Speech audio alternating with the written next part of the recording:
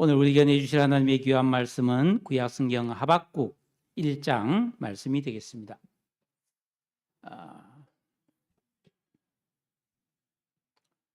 1032가 아니고 1302페이지입니다. 오타가 난 것 같아요. 자, 하박국서 1장 1절부터 17절까지 한 절씩 교독합니다. 선지자 하박국이 묵시로 받은 경고라.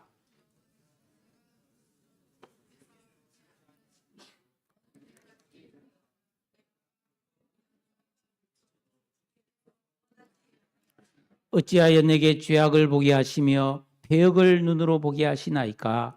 겁탈과 강포가 내 앞에 있고 변론과 분쟁이 일어났나이다.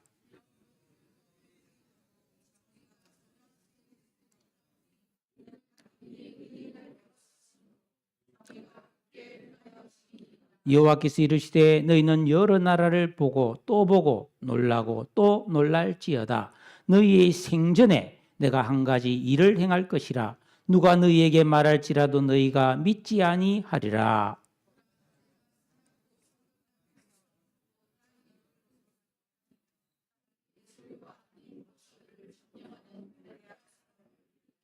그들은 두렵고 무서우며 당당함과 위엄이 자기들에게서 나오며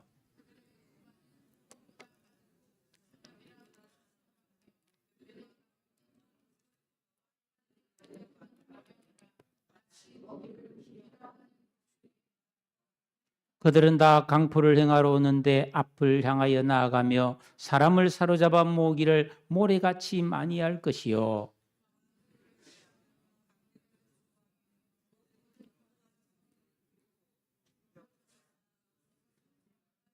그들은 자기들의 힘을 자기들의 신으로 삼는 자들이라. 이에 바람같이 급히 몰아 지나치게 행하여 범죄하리라.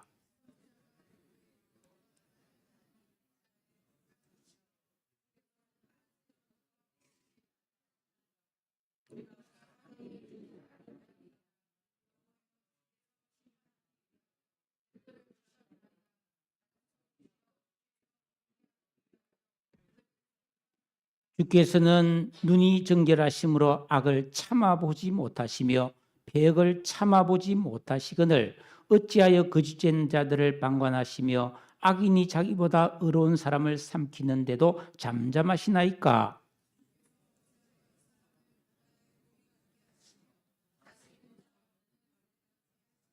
그가 낚시로 모두 낚으며 그물로 잡으며 투망으로 모으고 그리고는 기뻐하고 즐거워하여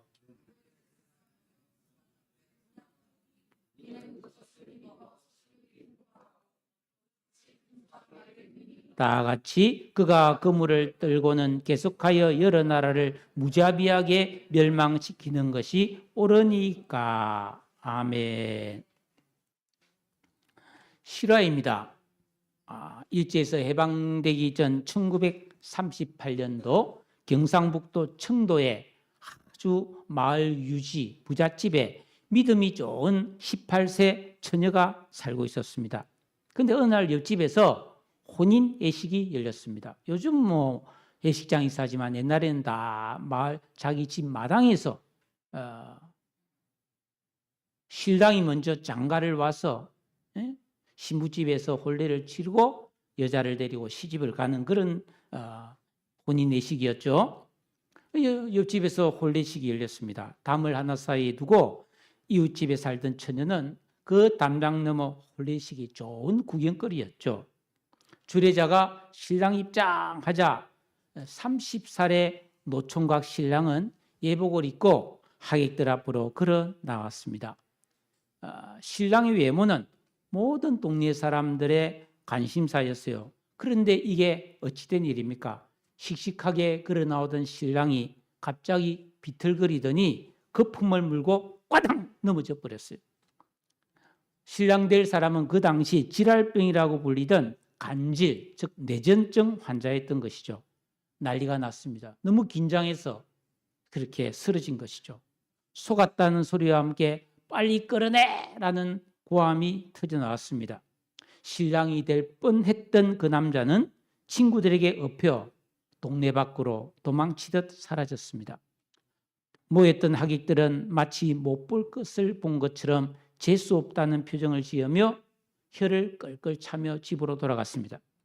신부 측 부모는 신랑 측에게 어떻게 이렇게 감쪽같이 속일 수 있느냐고 거세게 항의한 후에 파혼했습니다. 그런데 이 담장놈으로 이 혼례식을 구행하던 이 처녀가 너무 큰 충격을 받았어요. 그러면서 불현듯 이런 결심을 하게 됩니다. 간질병자로 소문난 저 노총각은 평생 이제 혼자 살아야 되겠지. 아무도 결혼해 줄 여자가 없을 테지. 내가 아니면 저 사람은 절대로 결혼할 수가 없을 게 분명해. 내가 저 총각을 평생 보살피고 사랑해 줘야 되겠다. 저 총각과 결혼을 내가 해줘야지. 이 처녀는 개성 마시 집안 양반 가문의 부잣집 딸이었습니다.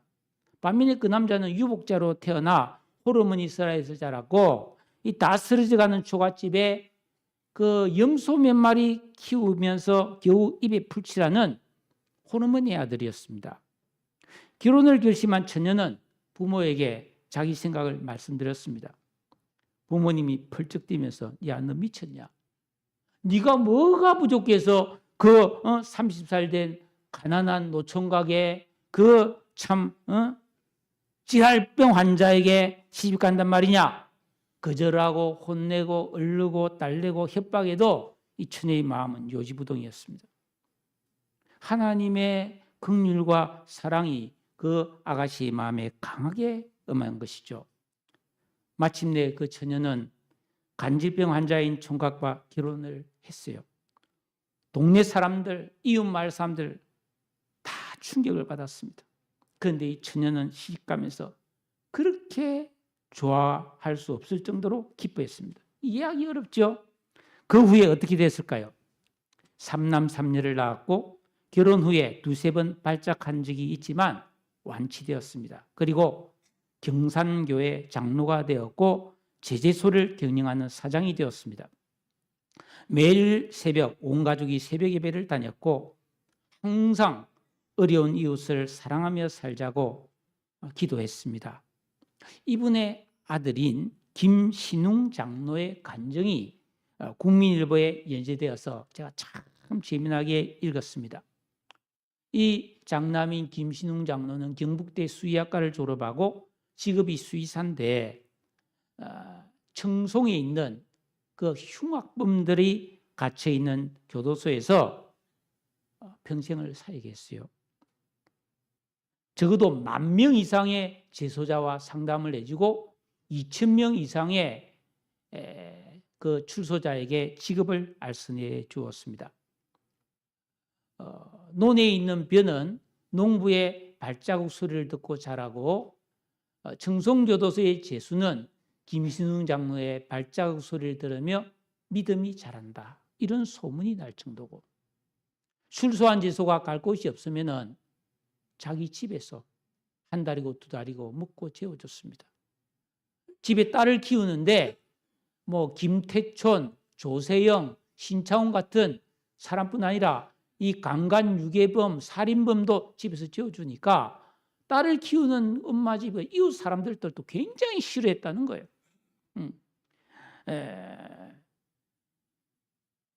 매달 자비로 교도소에서 위로를 열어주고 재수의 생일 때마다 생일 잔치를 열어주고 선물을 주고 겨울이 되면 그 재수들의 옷을 뜨개질해서 그 부인 권사님이 다 선물로 주고 이런 사랑에 재수들은 증오심과 폭력성이 녹아지고 예수 믿고 기적처럼 수많은 죄인들이 변화되고 다수는 예수를 믿고 목사가 된 사람도 있었다는 거예요.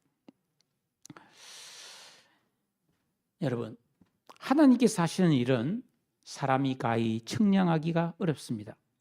그러나 우리가 성경을 통해서 하나님 뜻을 알아가면 우리 하나님의 섭리와 뜻은 도무지 이해할 수가 없고 신비하지만 그가 하시는 모든 일은 언제나 의롭고 진실하심을 분명하게 알 수가 있는 것입니다. 그 선하심과 인자하심이 영원히 한결같기 때문에 우리는 하나님을 신뢰하며 그 뜻대로 순종할 수 있는 것입니다. 오늘 우리가 함께 읽고 나눌 말씀은 하박국 선지자가 하나님께 받은 묵시입니다. 이 하박국 선지자는 BC 7세기 유다 왕국의 말기에 그 여호야김이라는 왕이 통치하던 시절입니다. 그 앞서 요시야라고 하는 아주 좋은 왕이 종교개혁을 일으켰지만은 갑자기 전쟁에 나가 전사하는 바람에 그 이스라엘에게는 부정과 부패가 성행했던 아주 혼란스러운 시기에 하나님 말씀을 선포했습니다. 당시 유다 나라는 바벨론의 아주 위협을 받고 있었고 내부적으로는 우상숭배, 부정부패, 불의가 판치는 혼란이 극심한 사회였습니다. 이런 암울한 사회에서 사람들은 각자 제 살기에 바빠서 하나님을 찾지 않았어요.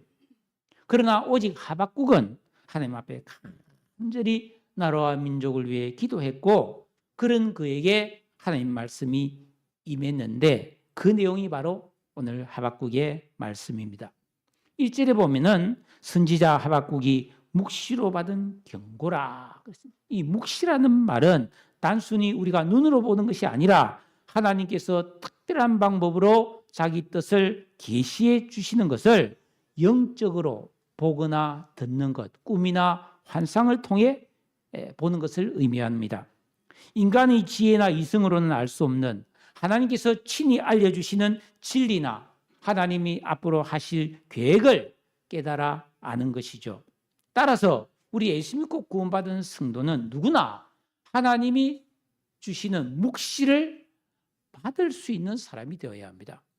왜냐하면 잠언 29장 18절에 묵시가 없으면 백성이 방자히 행하거니와 율법을 지키는 자는 복이 있느니라 하셨어요. 성도는 하나님이 주시는 묵시를 듣고 깨닫고 순종해야 하나님 뜻에 적합한 삶을 살 수가 있습니다. 어떻게 해야 할까요? 묵시를 보고 들을 수 있는 새 사람의 의식을 만들기 위해서 계명을 지키고 기도해야 합니다. 하박국이 받은 그 묵시의 내용은 다름이 아닌 경고였다고 합니다. 경고. 함마사라고 하는 이 히브리어는 무거운 짐을 지다라는 뜻이에요. 여러분 우리가 살아가다가 가끔 무거운 짐을 지면 너무너무 괴롭잖아요. 저는 뭐 그렇게 힘이 센 사람이 아닌데 살다가 청년 시절에 그 시멘트 한 포대를 지고 오르막길을 걸어서 뭐 여기서 한 10여 정도 거리를 가는데 정말 별이 뱅뱅 돌더라고요. 어느 날은 뭐 살을 한두 말 짊어지고 시장에서 집까지 옮긴 적도 있었습니다. 그 무거운 짐을 진다는 것은 너무너무 힘든 일이죠. 즉 부패하고 타락한 유다 백성에게 하나님께서 무거운 짐 같은 고생과 심판이 임할 거라는 그런 경고의 말씀이었습니다. 자, 이런 경고의 말씀이 있기 전에 무슨 일이 있었느냐 하면은 2절을 보세요. 여호와여 내가 부르짖어도 주께서 듣지 아니하시니 어느 때까지리까? 내가 강포로 말미암아 외쳐도 주께서 구원하지 아니하시나이다. 이 하박국 선지자는 그 당시 유다 왕 여호야김의 폭정으로 힘없는 백성들이 강한 폭력에 시달리고 있었어요. 이 강포라는 말은 히브리어 하마스예요.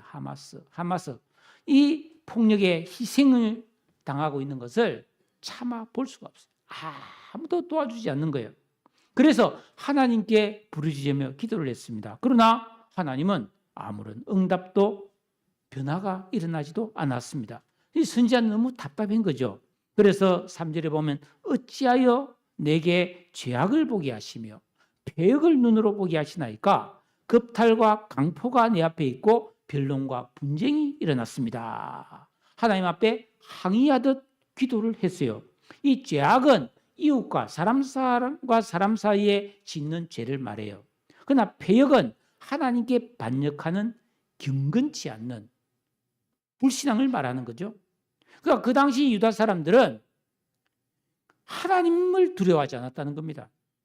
그래서 온갖 죄를 함부로 지으면서 살았어요. 힘 있는 자가 악한 자를 겁탈하고 폭력을 행하고 그 결과 소송과 다툼이 끊이지 않았습니다.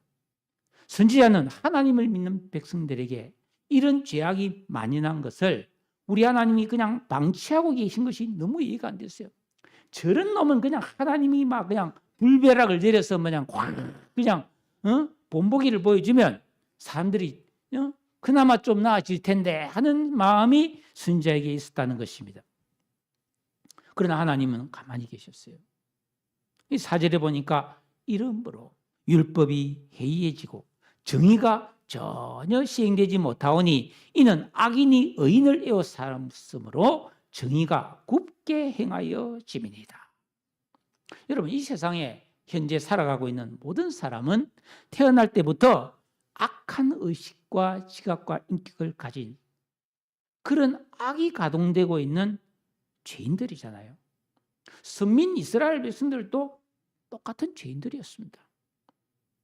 그런데 하나님께서 지키라고 주신 명령하신 율법을 지키고 사회적으로 정의와 공의가 엄격하게 시행될 때만이 그 사회는 평화와 질서를 유지할 수가 있는 것이죠.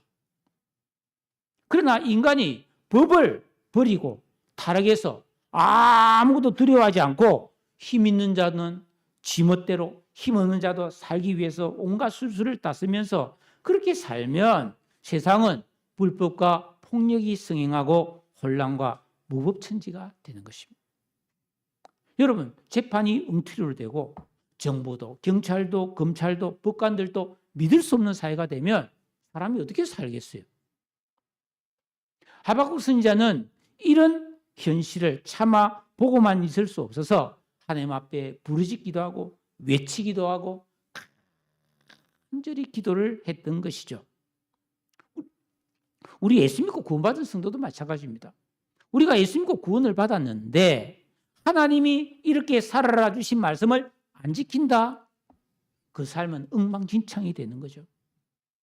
가정도 엉망진창, 교회도 엉망진창, 그 사람이 있는 곳은 엉망진창이 되는 거죠. 질서는 선하고 아름다운 것입니다. 우리가 법을 지키지 않으면 무법천지가 되어버려요.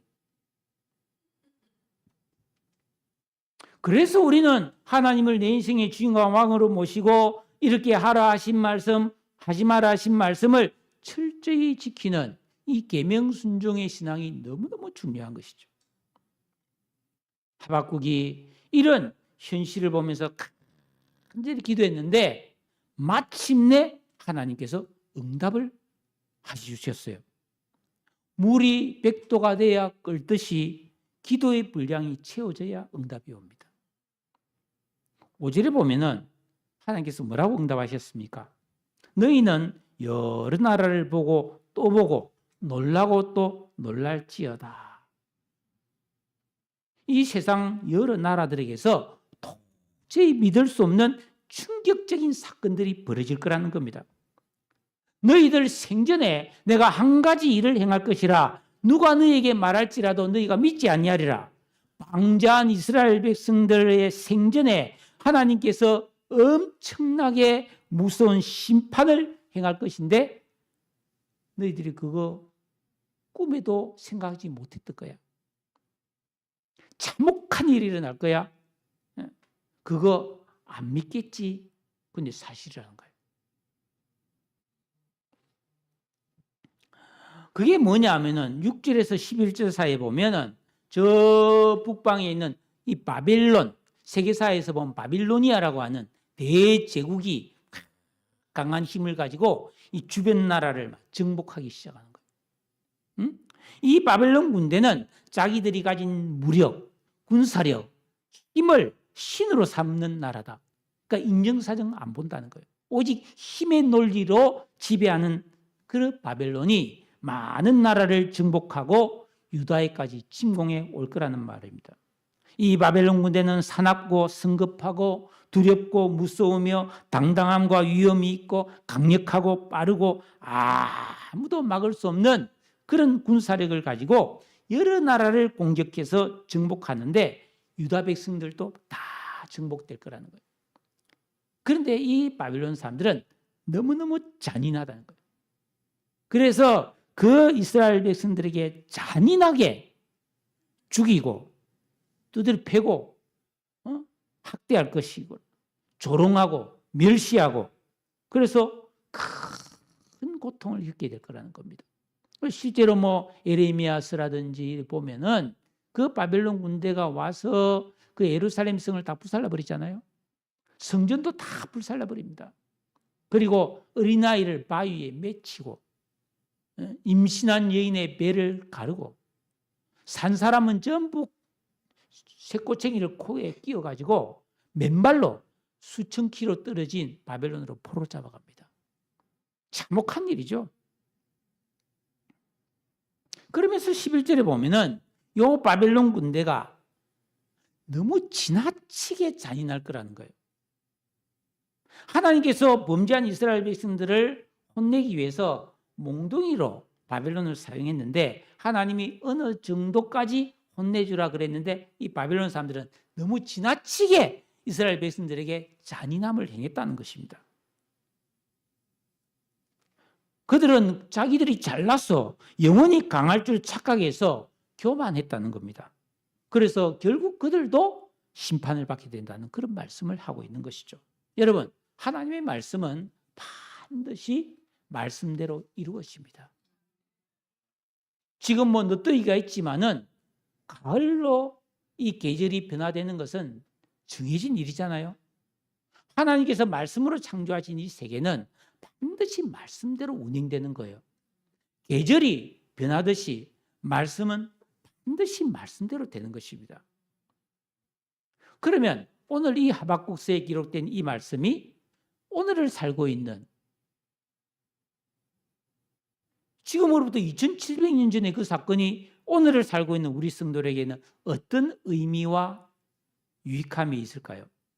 5절에 보면 하나님께서 행하실 한 가지 일이란 것은 1차적으로는 당시에 패역하고 범죄한 하나님 백성들 그 유다를 바벨론이라는 강대국을 사용해서 심판하심으로 성취가 되었습니다. 그러나 그 한 가지 일은 영원히 끝난 것이 아니라 어느 시대에든지 지금도 앞으로도 불법과 죄를 행하면서도 회개하지 않고 죄악된 삶에 계속 머물면 반드시 하나님께서 심판을 행하신다는 것을 우리에게 일러주는 말씀이므로 우리는 오늘 이 말씀을 듣고 경각심을 가져야 돼요. 내 삶이 언제까지나 오락가락한 데 머물러 있겠느냐. 계속해서 후회하고 계속해서 자책하는 삶을 언제까지 살겠느냐. 이래서는 안 되는데 언제까지 그럴 거냐는 겁니다. 우리가 예수를 믿고 구원을 받고 믿음 생활을 하지만 언제까지나 어린아이에 머물러 있을 것인가 이 말이에요. 청천벽력 같은 하나님의 심판의 말씀을 들은 이 하박국 선지자는 너무 큰 충격을 받았어요. 아연 실색했습니다. 12절에 선지자가 말합니다. 여호와 하나님, 나의 거룩한 이시여, 주께서는 만세 전부터 계시지 아니하시나이까 우리가 사망에 이르지 아니하리이다. 일단 선지자는 하나님의 말씀이 잘 이해가 안 됐어요. 그래도 하나님의 거룩하심, 영원성과 초월성에 대한 신앙 고백을 합니다. 이게 바른 신앙입니다. 이게 무슨 뜻이냐면은 우리가 살다가 내가 힘든 일이 오고 어려운 일이 와도 우리는 하나님을 높여드려야 해요.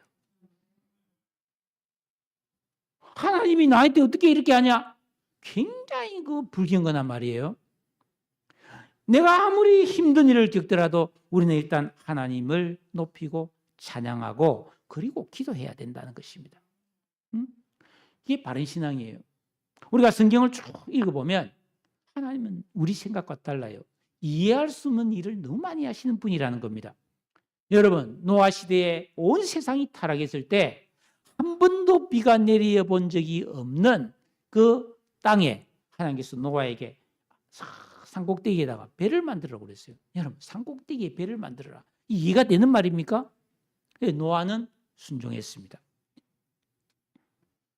아브라함이 100세에 낳은 독자 이삭을 우리 하나님께서 모리아산에 가서 번제로 드리라.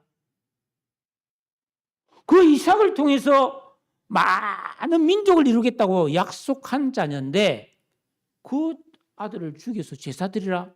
이해할 수 없었어요. 그러나 아브라함은 순종했습니다. 신실한 요셉이 노예로 팔리고 억울한 누명을 쓰고 감옥에 갇히고 자꾸만 일이 안 될 때도 요셉은 신실함을 잃어버리지 않았습니다. 이판사판이다. 살고 보자 하고 죄를 짓지 않았다는 겁니다. 죄 없이 사울왕에게 쫓겨다니던 다윗은 10수년 동안 광야를 헤매며 많은 고생을 했을 때에도 하나님을 찬양하고 신실함을 잃어버리지 않았습니다. 죄 없는 예수님이 채찍에 맞으시고 십자가에 못 박혀 죽으실 때에도 끝까지 하나님께 자신을 드리고 맡겼습니다. 당사자는 물론이고 주변 사람들도 하나님의 뜻이 이해가 안 될 때가 많습니다. 그럴지라도 우리 하나님은 언제나 신실하시고 한없는 지혜와 사랑으로 이 세상의 역사를 주관하시고 통치하시며 자기 백성인 우리를 지극히 사랑하시며 바른 길로 인도하고 계심을 믿으시기 바랍니다. 성도는 이걸 믿는 사람이 성도입니다. 선지자는 우리가 사망에 이르지 아니하리이다 하고 우리가 징벌을 받더라도 영원히 망하게 하실지는 아니하실 거라는 믿음이 있었다는 거예요. 예레미야가 3장 22절에 보면 여호와의 인자와 긍휼이 무궁하심으로 우리가 진멸되지 아니함이니이다. 사람이 여호와의 구원을 바라고 잠잠히 기다림이 좋도다. 이스라엘 망했어요. 유다가 망했어요. 그렇지만 예레미야는 망했지만 하나님은 우리를 구원할 거라고 믿었다는 거예요. 참으로 하나님을 믿는 그리스도인들은 모든 상황 속에서 하나님의 구원을 신뢰하고 끝까지 의지해야 합니다. 하박국은 알았어요. 여호와여 주께서 심판하시기 위하여 그들을 두셨나이다. 주께서 경계하기 위하여 그들을 세우셨나이다. 하나님께서 자기 백성들을 올바른 길로 이끌기 위해서 바벨론 군대를 도구로 세우셨다는 뜻을 하박국은 이해가 됐어요. 그러나 그럼에도 불구하고 여전히 이 선지자의 마음에 풀리지 않는 의문이 남아 있었습니다. 13절 우리 다 같이 한번 읽어보겠습니다. 13절 시작.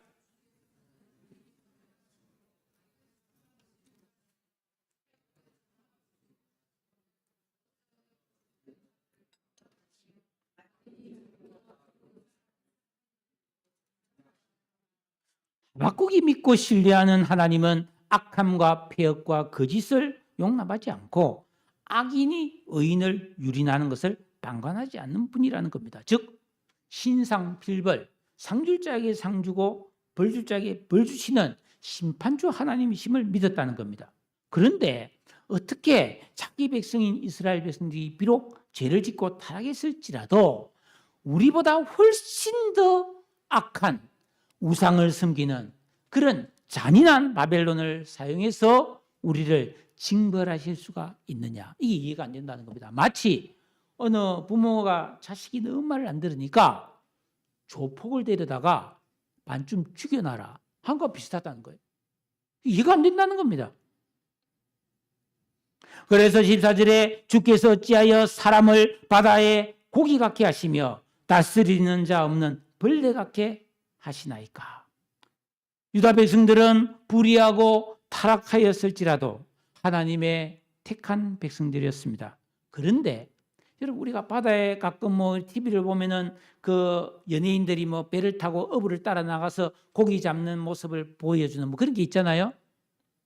그물을 착 치면은 뭐 고기떼가 그물 속에 싹 들어오면 막 정어리떼, 막 멸치떼, 막 이런 고기떼가 막 그물에 가득 걸려 올라오잖아요.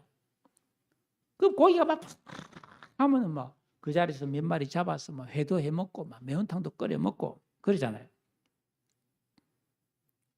그런 고기떼 얼마나 비참합니까? 다 생명인데 말이죠. 응?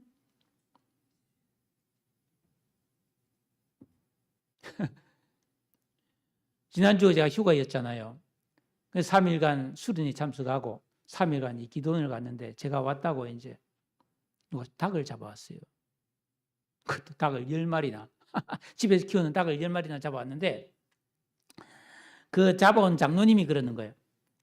저놈의 닭들이 얼마나 못됐는지 새벽 2시만 되면 울어서 잠을 깨우고 사람이 들어가면 막 덤벼들어서 쪼고 그래서 오늘 아침에 막 그 닭들을 잡아 싹 다 잡았는데 다리를 묶어가지고 잡으려고 다리를 딱 묶어서 가는데 마대자루에 넣었더니 안에서 닭들이 꿀꿀꿀 하는데 요놈들 맛 좀 봐라. 그동안 나를 얼마나 골탕 먹이는 너희들이.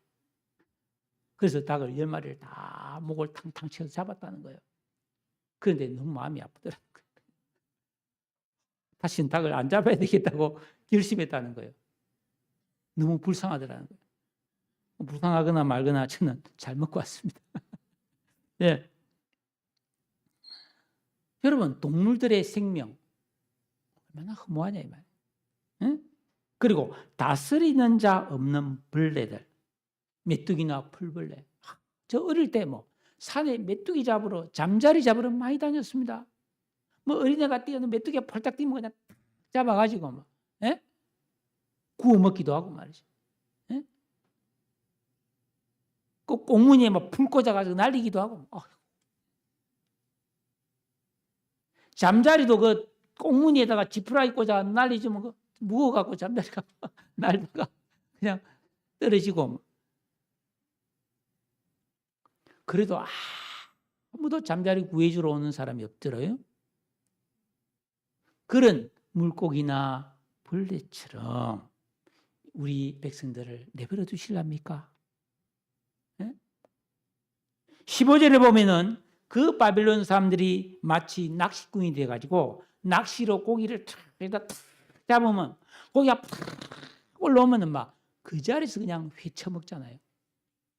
회를 탁 해서 먹어봐요. 투망질을 해서 어릴 때도 보면 그 투망한 사람들 옆에 따라다니면 막 언어들이 막 투망에 걸려 올라오고 막 온갖 고기들이 막 그 그물에 올려오고. 예? 대학 시절에 시골 교회 섬으로 농촌 어촌 봉사를 가면은 그 우리 왔다고 이제 거기 목사님이 그 뭡니까 이게 그물 같은 거 있잖아요. 망태를 탁 넣어놓으면은 하루 좀 지나가 거지되면 개도 들어있고 고기도 들어있고 막 고동도 들어있고 희한해요. 그럼 걔네들은 다 뭐예요? 그날 밤 반찬이 돼요. 비참하잖아요. 그 15절에 보십시오. 그가 낚시로 모두 낚으며 그물로 잡으며 투망으로 모으고 그리고는 기뻐하고 즐거워해서 그물에 제사하고 투망 앞에 분향하니 이는 그것을 힘입어 소득이 풍부하고 먹을 것이 풍성하게 됨이니이다. 바벨론 군대는 전문적인 어부처럼 하나님의 백성들을 확 고기 잡듯이 다 잡아서 기뻐하고 즐거워해서 자기 신들에게 감사하고 승리에 도취되어서 그 전리품을 즐기는 것이 이 정말 하나님이 원하시는 모습입니까? 선지자의 생각에는 도저히 있어서도 안 되고 있을 수도 없는 일이라는 겁니다. 우리가 잘못했지만 이건 너무 심하다는 거예요. 차라리 하나님이 몇 대 패는 건 맞겠는데 저런 잔인한 바벨론 군대를 통해서 우리를 정말 끔찍하게 참혹하게 심판하는 것은 아니지 않느냐.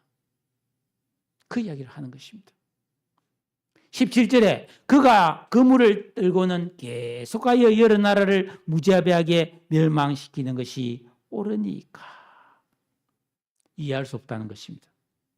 자, 여러분들은 이 세상을 살아가면서 정말 하나님이 살아계시다면 어떻게 세상이 이러냐 하는 의문을 가져보신 적이 없나요? 우리가 살고 있는 이 세상에는 정말 이해할 수 없는 일들이 끊임없이 생겨나고 있습니다. 며칠 전 신문에 대구에서 또 그 동성애자들이 퀴어 축제를 연다. 근데 시청에서는 불허한다. 그러나 우리는 끝까지 전진하리라 하면서 계속 하겠다는 거예요. 여러분, 아무리 말리고 비판해도 그 동성애자들이 거리에서 그런 음란한 축제를 벌이는 거 이해할 수 있나요? 그런데 그런 자들을 옹호하고 장려하는 국회의원들이 법안을 만들어서 보호해 주겠다는 거 이해할 수 있나요? 죄를 짓고도 큰 소리 치면서 당당하게 사는 사람들이 매스컴에 나오는 것이 이해되나요? 포장지에 요거 먹으면 암에 걸리니까 절대로 먹지 마세요 하는데도 악착같이 담배 피우는 사람들이 이해가 되나요? 청소년들, 젊은 여학생들도 얼마나 담배를 많이 피우는지 몰라요. 그 담배가에 보면 이거 암에 걸리니까 먹지 마세요 하는 경고가 붙어 있는데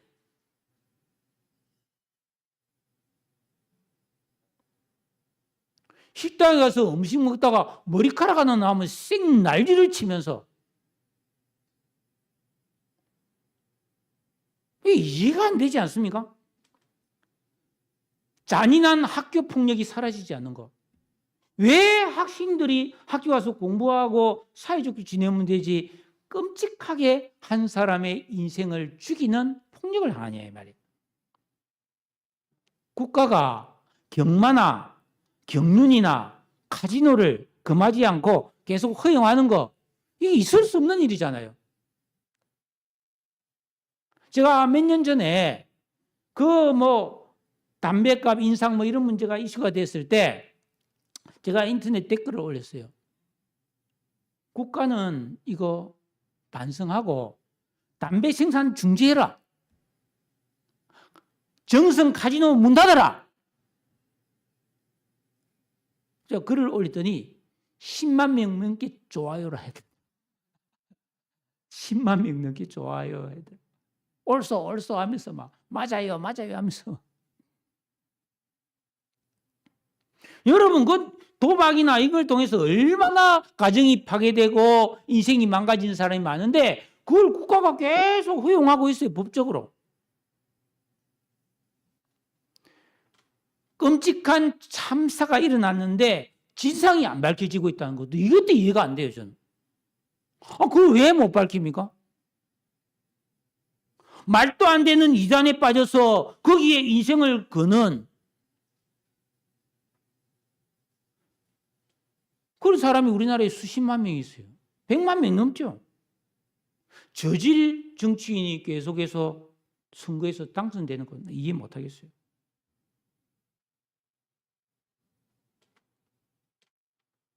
갈수록 세상이 점점 더 살기 어려워지는 이유를 여러분은 속 시원히 알고 있습니까? 불의한 세상이 언제까지나 계속될 것인지를 아십니까? 저는 목사로서 늘 이 세상을 주의 깊게 살펴보는데 이해하기 힘든 일들이 너무 많은 거예요. 너무 가난한 사람과 너무 지나치게 부자가 한 하늘 아래 살고 있는 것도 저는 이해 못하겠어요. 조금만 나눠주면 살 수 있는데 그거 안 나눠주는 거예요. 자, 그러면 우리 성도들은 이처럼 불법과 죄, 만연한 악이 가득하고 이해하기 힘든 일이 벌어지는 이 세상을 어떻게 살아야 될까? 여러분, 우리 그리스도인은 이 세상이나 다른 사람들에게서 더 좋은 환경과 더 많은 소유를 통해서 기쁨과 만족을 얻으려는 헛된 욕심을 내려놓아야 합니다.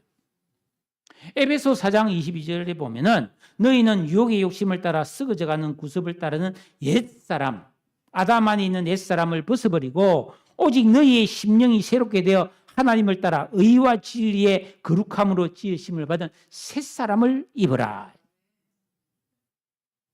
새사람의 의식과 지각과 인격과 감성을 만들어야 된다는 겁니다.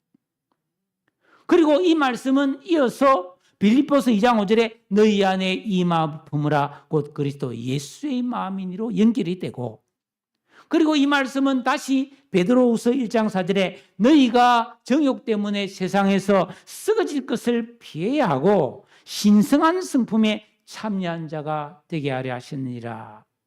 무슨 말입니까? 우리가 새 사람을 입어야 되고 예수 그리스도의 마음을 품어야 하고 신성한 성품에 참여하는 삶을 사는 것. 이것이 우리 성도들이 이 불의한 세상에서 추구하고 나아가야 될 믿음의 길임을 믿으시기를 바랍니다. 이런 삶을 살 때 하나님이 은혜를 주시는 거예요. 여러분, 설교 서두에서 한 부잣집 처녀가 가난하고 병들고 이 구제불능의 노총각에 의해 시집가고자 자원했잖아요. 저는 그 가난하고 정말 불치의 병에 걸려 있고 혐오감을 주는 거죠. 제가 이 간질병 환자를 2명 만나봤거든요. 10대 청소년 때 어느 날 목욕을 갔어요. 근데 어떤 사람이 나보고 등을 좀 밀어주세요. 그러더라고요. 그래서 제가 먼저 밀어드리겠습니다 하고 쭉 밀고 있는데 이 사람이 하더니 팡 하고 바닥에 머리를 박는 거예요. 그러면서 입에 거품을 보는데 제가 얼마나 놀랬겠어요. 그 주위에 있는 사람이 간질병이니까 걱정하지 마라 그러더라고요. 한 번은 대학 다닐 때 여름에 버스 정류소인데 옆에 서 있던 사람이 발작을 일으켜서 그냥 땅에다가 쾅 쓰러지는데 여기서 그냥 수돗물 같은 피가 쫙 나는데 너무 충격을 받았어요. 간질병 무서운 거예요. 근데 그런 노총각의 가난에다가 간질병 걸린 사람에게 부잣집 18세 아가씨가 시집을 갔다? 저는 이게 그 불쌍한 노총각이 저는 저라고 생각해요.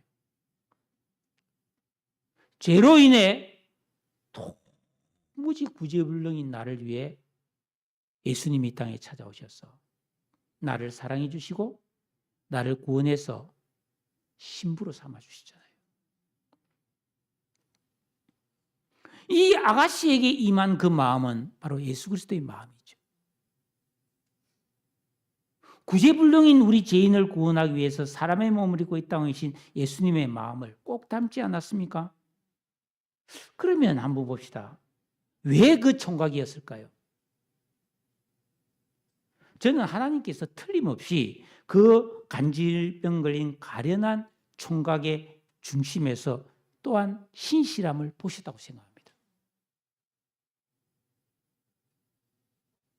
여러분, 예수 믿고 구원받은 우리 성도들이 날마다 이해할 수 없는 세상을 보면서 한탄만 할 것이 아니라 나 같은 죄인을 구원해 주신 그 하나님의 사랑도 이해할 수 없어서 그 사랑에 감격해야 합니다. 우리가 아무리 세상에서 살기가 힘들고 내가 정말 이해할 수 없는 일들이 벌어지고 억울하고 답답하고 속이 상해도 우리가 하나님의 신실하심을 믿고 계명을 지키고 믿음으로 살면 하나님께서는 반드시 나에게 은혜를 주시고 복을 주시고 놀라운 일을 행하실 줄로 믿습니다. 약한 나를 강하게, 가난한 나를 부하게 하시는 그 하나님의 은혜를 의지하고 지금 내 형편이 아무리 어려워도 낙심하면 안 돼요. 믿음을 지켜야 돼요. 신실해야 되는 거예요. 하나님을 신뢰하고 의지해야 되는 것입니다. 그러면 하나님은 우리 가운데서 새 일을 행하실 줄로 믿습니다. 하나님께서 하시는 일을 도무지 이해 못하겠다고 선지자가 좀 속시원하게 대답 좀 해주세요 라고 2장에서 계속 기도합니다. 그랬을 때 하나님이 찾아오세요. 그래서 하신 말씀이 2장 4절입니다. 의인은 그의 믿음으로 말미암아 살리라. 여러분, 우리가 어떤 일이 벌어지고 있더라도 내 주변에서 무슨 일이 생기더라도 성화군의 의의 믿음, 계명을 지키고 기도하는 진정한 영적 생활을 하는 의인의 삶을 살면 여러분 살리라, 살아나리라, 회복되리라, 복이 임하리라. 믿습니까? 우리는 이 길을 가야 되는 거예요. 이놈의 세상 왜 이래가 아니라 맞긴 맞는데 이놈의 세상이 이상한 건 사실인데 하나님께서 나를 사랑해 주신다는 이 사실도 참 놀라운 일이잖아요. 이 사실을 의지해야 돼요. 그래서 낙심하지 말고 방황하지 말고 타락하지 말고 망하지 말고 영원한 승리의 삶을 향해 나아가는 우리 성도들이 다 되시기를 주님의 이름으로 축복합니다. 기도하겠습니다.